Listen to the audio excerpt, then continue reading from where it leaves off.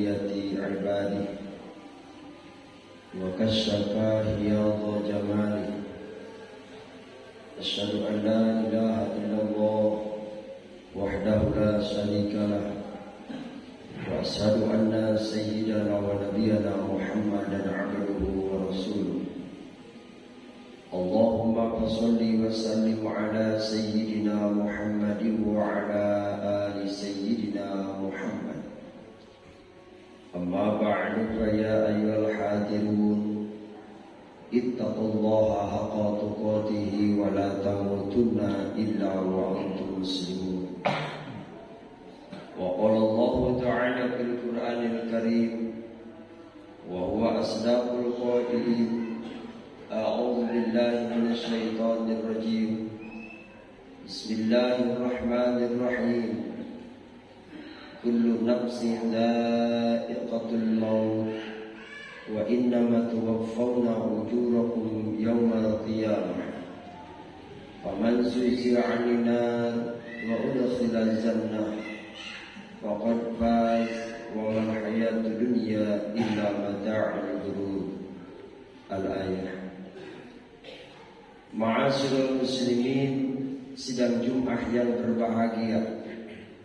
Pertama-tama mari kita panjatkan puji dan syukur kehadirat Allah Subhanahu wa Ta'ala, yang mana atas limpahan rahmat dan karunia-Nya, alhamdulillah kita semua masih diberikan kesempatan, masih diberikan kesehatan, senantiasa melaksanakan berbagai aktivitas ibadah yang wajib ataupun yang sunnah, dan mudah-mudahan seluruh ibadah kita yang wajib ataupun yang sunnah menjadi catatan amal soleh. Amin ya rabbal alamin.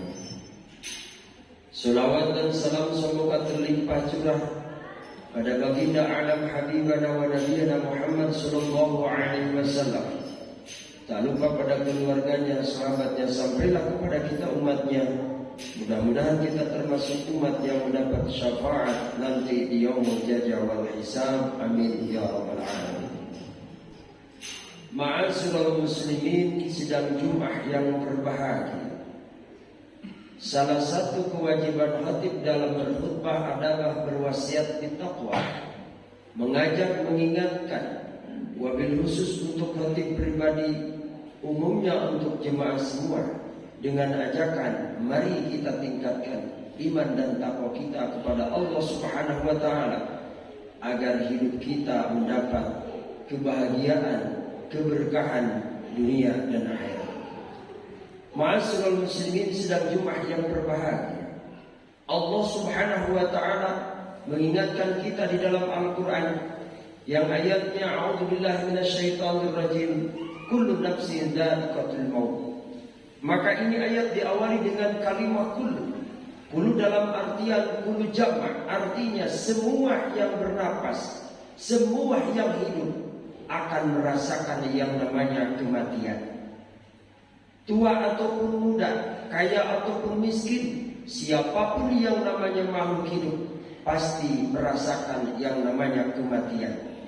Karena kematian adalah hak, hidup adalah hak, mati pun adalah hak. Tapi hakikatnya mati adalah hidup, karena dunia bukan tempat abadi, tapi dunia adalah tempat sementara. Dunia bukan tempat menyelesaikan masalah, tapi dunia adalah tempat membuat masalah. Oleh karena itu Allah Subhanahu wa Ta'ala mengingatkan kita agar kita bersiap-siap menghadap Allah. Kita akan kembali ke kampung yang abadi, yaitu alam barzakh. Sebelum kita ke alam mahsyar, sebelum kita masuk surga ataupun neraka, maka kita akan melewati alam yang namanya alam barzakh. Yang mana alam barzakh adalah alam yang antara dunia dan alam akhirat. Di situ adanya alam barzakh. Maka semua yang mati, semua yang sudah wafat, maka ruhnya Allah tempatkan di alam barzakh. Maka di barzakh ini manusia yang beriman pulangnya kepada Allah membawa iman, Islam dan ihsan, mereka akan mendapat kebahagiaan di alam sana. Tapi ketika kembalinya kepada Allah, tidak membawa iman, Islam dan ihsan, maka alamat dia akan merugi dan celaka di sana. Oleh karena itu, apa yang harus kita persiapkan? Karena kita akan kembali ke alam yang asal, kembali ke alam barzakh, kita akan kembali kepada Allah, yaitu orang-orang yang sudah lebih dulu ruhnya kembali kepada Allah. Maka dalam sebuah kitab, ulama mengutip salah satunya agar kita mendapat kebahagiaan, mendapat keselamatan nanti di alam barzakh, maka harus dipersiapkan dari sekarang. Yang pertama, sab'atun tunawwirul qabr. Ada 7 amalan yang akan menerangi kita di alam barzakh sana. Yang pertama adalah al-ikhlasu fil ibadah.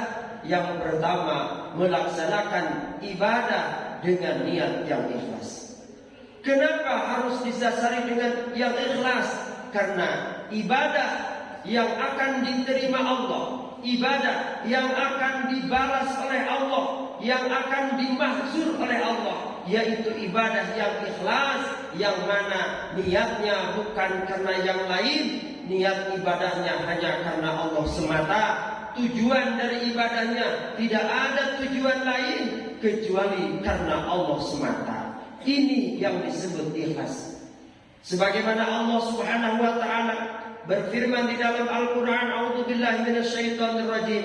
Wa ma umiru illa liya'budullaha mukhlishina lahu-din." Allah menyuruh kita beribadah, yang wajib ataupun yang sunnah, maka harus didasari dengan hati yang ikhlas. Tidak ada goron yang lain, tidak ada tujuan yang lain, hanya karena Allah semata sebagai tujuannya. Karena ruhnya ibadah adalah ikhlas. Walaupun kita rajin sholat, rajin baca Quran, rajin tahajud, rajin sedekah, ibadah haji tiap tahun, umrah tiap saat, tapi manakala ikhlasnya hilang dalam ibadah tersebut, maka nilainya tidak akan ada apa-apanya di hadapan Allah Subhanahu wa taala. Maka yang pertama dalam ibadah kita harus ditanamkan adalah niat yang ikhlas karena Allah semata. Yang kedua yang harus kita persiapkan adalah berbuat baik kepada sesama dan berbuat baik terhadap kedua orang tua kita. Kenapa? Karena ada hablum minallah, ada hablum minannas. Kita berbaik, melakukan ibadah kepada Allah, tapi tidak baik kepada sesama, tidak baik kepada orang tua, maka ini pun akan menghalangi amalan itu menjadikan pahala atau mendapatkan balasan dari Allah Subhanahu wa taala. Maka hati-hati, berbuat baiklah kepada orang tua. Yang masih hidup, muliakan mereka. Yang masih hidup, bahagiakan mereka. Karena kita bisa sukses, kita bisa hebat, kita bisa berhasil, tapi di belakang kita ada orang tua kita yang jerih payah mendidik kita, membiayai kita, mengurus kita dari kecil sampai besar. Maka hari ini kita sukses, hakikatnya adalah orang tua kita yang sukses. Mungkin orang tua kita pendidikannya tidak tinggi, tapi kita pendidikannya tinggi. Hakikatnya yang menjadikan kita tinggi adalah orang tua kita. Maka jangan lupa kepada orang tua kita. Karena sahabat Rasul saja Ulqamah yang hidup pada zaman Rasulullah, belajar agama kepada Rasulullah, tapi menjelang wafatnya lisannya tidak bisa mengucapkan kalimat la ilaha illallah karena terhalang dosa terhadap ibunya. Maka waktu itu Rasulullah SAW menyuruh kepada sahabat Abu Bakar, "Wahai Abu Bakar, apakah Ulqamah masih punya ibu?" "Ya Rasulullah, Ulqamah masih punya ibu." Datangi ibunya, minta maaf untuk Ulqamah. Tapi ibunya tidak memaafkan. Satu kali Abu Bakar datang kepada ibunya, ibunya tidak mau memaafkan. Kedua kali juga tidak memaafkan. Yang ketiga kali kata Abu Bakar, "Wahai ibunya Ulqamah, kalaulah tidak memaafkan Ulqamah, maka Ulqamah akan diduruk oleh Rasulullah SAW sebelum nanti dimasukkan ke dalam api nerakanya Allah." maka di situ hati seorang ibu luluh seketika, karena walaupun anak itu durhaka, tapi hati nurani seorang ibu tidak rela anaknya akan dibakar. Akhirnya dimaafkannya. Seketika itu Kulkomah bisa mengucapkan kalimat la ilaha illallah. Apa hikmah yang harus kita petik dari sejarah ini? Pertama, peringatkan kepada kita, jangan sekali-kali menyakiti hati orang tua kita, menyakiti perasaannya, apalagi menyakiti fisiknya, karena mereka adalah ridhonya Allah ada dalam ridhonya. Ridho Allah fi ridhal walidain, ridhonya Allah adalah ridho dari orang tua. Yang sudah wafat bukan berarti kita lepas melakukan kebaikan kepada orang tua kita yang sudah wafat. Maka ada kebaikan kita apa? Mendoakan. Sebagaimana Allah Subhanahu wa taala di dalam Al-Qur'an, di dalam surah Muhammad Allah berfirman, A'udzubillahi minasyaitonir rajim. Wastaghfir li dzanbika walil mu'minina wal mu'minat. Mohonkan ampun kepada Allah untuk orang tuamu dan untuk saudaramu. Artinya apa? Kita punya kewajiban mendoakan. Kita punya kewajiban mendoakan mereka. Kalaulah kita ingat kepada orang tua kita, bersedekahlah. Diniatkan pahalanya sampai kepada orang tua kita yang sudah wafat. Dan ini hadisnya sahih. Tidak ada satu ulama pun yang menyelisihi, karena hakikatnya adalah doa. Ini adalah bentuk kebaikan kita terhadap orang tua kita. Karena mereka di alam barzakh sana putus, tidak bisa lagi melakukan sholat, tidak bisa lagi melakukan sedekah, tapi hanya yang diharapkan dua. Satu, ketika punya anak yang soleh. Yang kedua, ketika anak yang mendoakan terhadap orang tuanya. Maka dua harapan yang diharapkan oleh orang tua kita, kakek-kakek kita yang hari ini sudah ada di alam barzakh, maka sepatutnya kita mendoakan mereka. Yang ketiga yang harus kita persiapkan agar kita kembali kepada Allah, membawa iman dan Islam dan ihsan, adalah silaturahmi. Apa silaturahmi?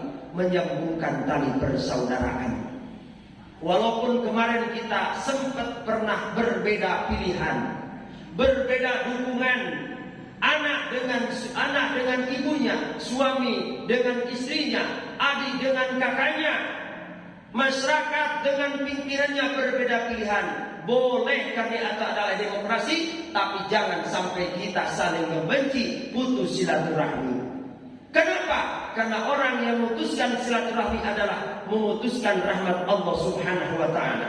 Sebagaimana dalam hadis yang diriwayatkan oleh Abu Hurairah radhiyallahu anhu, di malam nisfu Sya'ban Allah mengampunkan seluruh dosa-dosa hambanya selagi dia tidak musyrik, kecuali 9 golongan yang tidak akan mendapatkan rahmat dan ampunan Allah. Salah satunya adalah orang yang memutuskan tali silaturahmi. Walaupun kita berbeda cara beribadah, walaupun kita berbeda cara melaksanakan ibadah fikihnya, tidak apa-apa, tapi jangan sampai putuskan silaturahmi karena beda pilihan dan beda dukungan. Ma'asyiral muslimin, sidang Jumat yang berbahagia, mari jaga negara ini, negara kesatuan Republik Indonesia, dengan apa? Saling menghormati satu sama lain. Indonesia adalah negara majemuk yang agamanya bukan Islam saja. Ada saudara senegara walaupun beda agamanya, mereka tinggal di bumi Indonesia di bawah naungan undang-undang, mereka saudara senegara. Maka tidak patut dan tidak layak kita membenci mereka.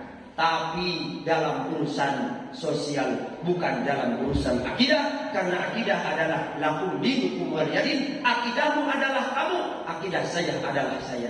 Artinya apa? Boleh kita berbeda dalam urusan akidah, tapi tetap kita harus saling membantu, saling menolong satu sama lain.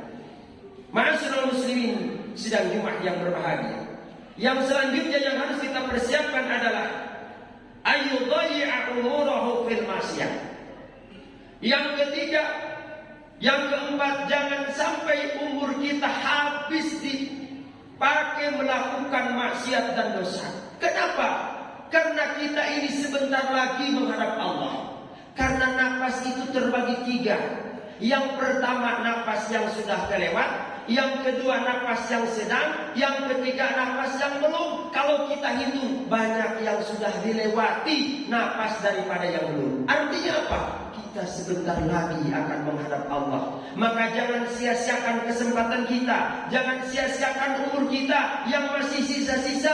Gunakan untuk beribadah kepada Allah, gunakan untuk melaksanakan perintah Allah dan Rasulnya, dan isi keyakinan kita dengan ketauhidan, isi amaliyah kita dengan amal soleh, hiasi hidup kita dengan kebaikan. Karena kebaikan apapun, kalau kita salah niatnya tidak akan mendapat pahala. Oleh karena itu, jangan sia-siakan waktu dan kesempatan. Hari ini bukan hari yang kemarin. Jumat sekarang bukan Jumat yang akan datang.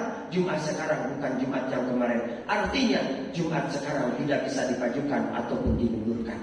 Maka gunakan kesempatan ini untuk melakukan kebaikan. Yang selanjutnya yang harus kita persiapkan adalah alla yattabi'a hawahu. Jangan mengikuti nafsu. Kenapa? Karena nafsu adalah tempat masuknya setan. Maka setan sampai hari ini dia akan berusaha agar umat Nabi Adam tergelincir kepada kedurhakaan. Maka setan ini tidak berhenti-hentinya menggoda kita. Yang digoda bukan siapa-siapa, orang yang beriman kepada Allah. Karena setan tugasnya menggoda orang-orang yang beriman kepada Allah. Ada yang digoda oleh setan, dibikin malas untuk beribadah. Padahal dia sadar sholat itu wajib, Jumat itu wajib, akan tetapi nafsunya dikuasai setan. Dia memilih kerja, dia memilih jalan-jalan ketimbang melaksanakan perintah Allah. Artinya dia sudah menuhankan nafsunya sendiri. Tapi ada juga setan tidak menggoda setan untuk melaksanakan sholat, dibiarkan dia sholat. Tapi setan menggoda niat dalam sholatnya, tujuan dari sholatnya. Akhirnya sholatnya tidak sampai kepada maqam ikhlas karena digoda oleh setan. Setan ini luar biasa, Pak. Maka kita harus hati-hati, karena setan itu bukan makhluk, tapi sifat dan tabiat yang menyelinap dalam kalbu kita. Ada kalanya sholat kita sholat setan, puasa kita puasa setan, karena di depannya adalah nafsu. Sebagaimana sabda Rasulullah SAW dalam hadisnya, tuba liman kana aqluhu amiran. Bahagia selamat manusia manakala akalnya dijadikan pimpinan dalam dirinya. Wa wailul liman kana aqluhu asiran wa hawahu amiran. Celaka manusia akalnya dijadikan bawahan, nafsunya dijadikan pimpinan. Maka hati-hati dengan setan, karena setan akan menggoda orang-orang yang beriman. Hanya orang-orang yang beriman kepada Allah, hanya orang-orang yang mengenal keyakinan kepada Allah, yang bertauhid kepada Allah, setan tidak akan mampu menggodanya. Karena ada apa? Karena ada la ilaha illallah.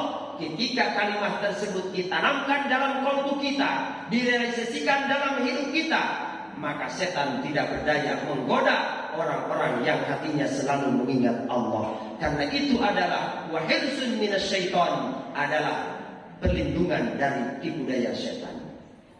Yang selanjutnya yang harus kita persiapkan adalah ayajtahida fi ta'ah. Bersungguh-sungguhlah dalam beribadah, melaksanakan ketaatan kepada Allah. Kenapa? Karena kalau kita tidak bersungguh-sungguh, berat. Apalagi banyak tantangan, godaan. Oleh karena itu, sungguh-sungguhlah dalam beribadah, sungguh-sungguhlah dalam melaksanakan kebaikan. Karena apa? Sebagaimana disabdakan oleh Rasulullah SAW, ketika kamu beribadah, melaksanakan kebaikan kepada Allah, kepada sesama, maka seperti kalian akan mati besok. Tapi ketika kalian sedang mencari dunia untuk bekal ibadah kepada Allah, seperti kamu akan mati 1000 tahun lagi. Artinya apa? Agar kita pandai menggunakan kesempatan, sungguh-sungguh dalam beribadah. Karena yakin orang yang sungguh-sungguh akan dicintai Allah Subhanahu wa taala. Wa man jahada fina lanahdiyahum subulana. Barang siapa yang gigih berjuang demi ridhonya Allah, maka Allah pun akan menunjukkan jalan dan Allah pun akan memberikan pertolongan kepadanya. Yang terakhir yang harus kita persiapkan adalah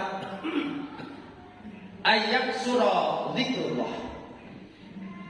Yang selanjutnya yang harus kita persiapkan adalah ayat surah zikrullah. Perbanyak zikir kepada Allah.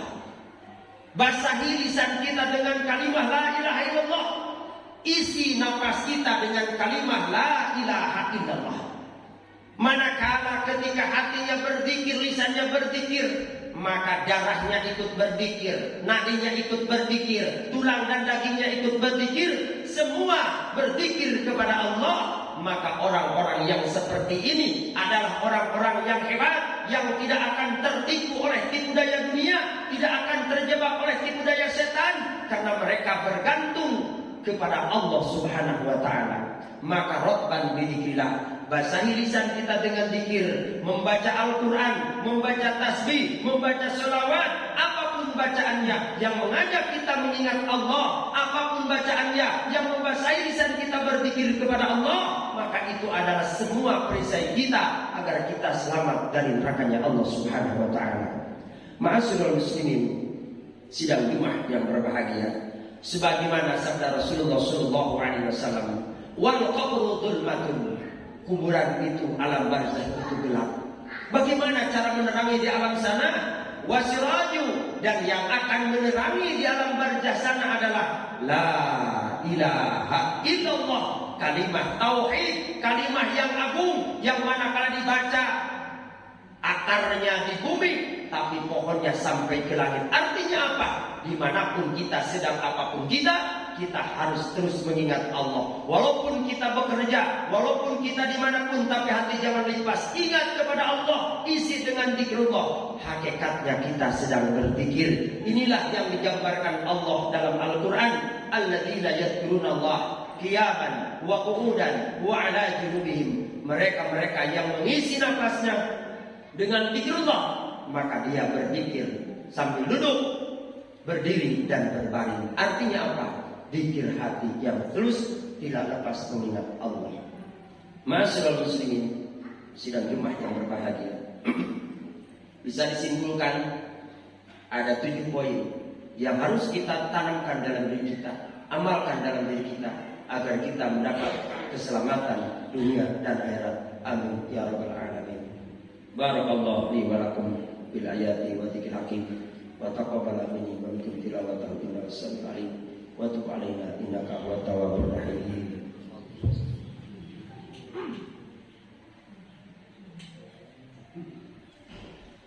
Alhamdulillah rabbil alamin, wal aqibatu lil muttaqin, wa la udwana illa 'alal zalimin. Asyhadu an la ilaha illallah wahdahu la syarika lah, wa asyhadu anna sayyidana wa nabiyyana Muhammadan 'abduhu wa rasuluh. Allahumma shalli wa sallim ala sayyidina Muhammadin wa ala ali sayyidina Muhammad. Amma ba'du, fa ya ayyuhal hadirun, ittaqullaha haqqa tuqatih wa la tamutunna illa wa antum muslimun. Wa qala Allah ta'ala fil Qur'anil Karim, a'udzu billahi minasy syaithanir rajim. Bismillahirrahmanirrahim. Wa idza quri'al Qur'anu fastami'u lahu wa ansitu la'allakum turhamun. Wa qala aidan, inna Allaha wa malaikatahu yusalluna 'alan nabi, ya ayyuhalladzina amanu sallu 'alaihi wa sallimu taslima. Allahumma salli wa sallim wa barik, amin. Allahumma ighfir lil mu'minina wal mu'minat wal muslimina wal muslimat al ahya'i minhum wal amwat, innaka sami'un qaribun mujibud da'wat, ya qadiyal hajat. Allahumma aslih lana a'immatana wa ummatana wa man walitahu min umurina, wajma' bainana bi rahmatika fil jannat, innaka waliyul hasanat. Allahumma ahsin aqibatana fi umuri kulliha wa azilna min hizi dunya wa adzabil akhirah. Ibadallah, innallaha ya'muru bil 'adli wal ihsani wa ita'i dzil qurba wa yanha 'anil fahsya'i wal munkari wal baghi, ya'idukum la'allakum tadhakkarun. Wa la dzikrullahi akbar li wa lakum.